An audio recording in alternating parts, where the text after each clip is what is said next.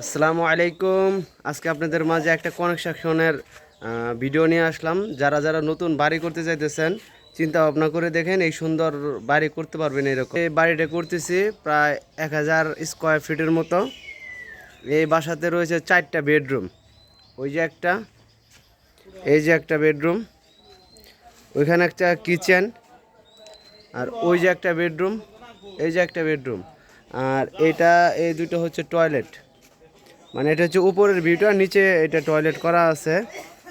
আর এখানে ছোট্ট একটা ডাইনিং আছে, ছোট্ট বলতে জাস্ট মিডিয়াম, এটাতে চলতে পারবো। আর এটা হচ্ছে আপনার লিভিং রুম, ওইটা দিয়ে।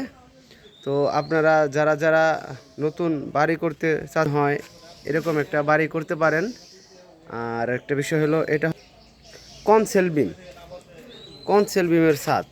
এটাতে 12 মিলি রডের কনসেল বিমের ছাদ। এটা আপনার কিন্তু প্রত্যেকটা রুম একদম 12 ফিট স্কোয়ার আছে। প্রত্যেকটা রুম 12 ফিট স্কোয়ার আছে।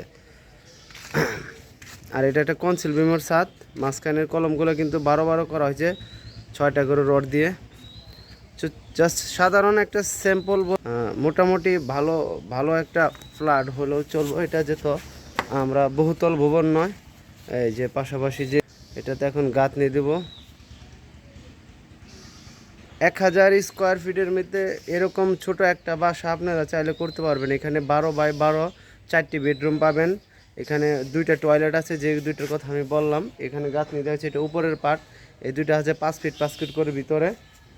আর আপনার ওই রান্নাঘরটা, এই কিচেনটা আছে আপনার হচ্ছে 7 ফিট 8 ফিটের মতো। এটা আপনার একটু ছোট হলো, স্ট্যান্ড আপ ফ্যামিলি তো, বাই ফায়ার সার্ভিসে চাকরি করে। তো এইরকম বাসা আপনারা চাইলে করতে পারেন। জাস্ট খরচটা একসময় আমি আপনাদেরকে জানিয়ে দেবো যে এরকম একটা বাসা করতে কী পরিমাণ বর্তমান বাজেটে খরচ হয়, আর কয় হাজার ইট, কয় টন রড গেছে ইত্যাদি আমি আপনাদের হয়তো বা জানিয়ে দিতে পারবো পরবর্তী ভিডিওতে।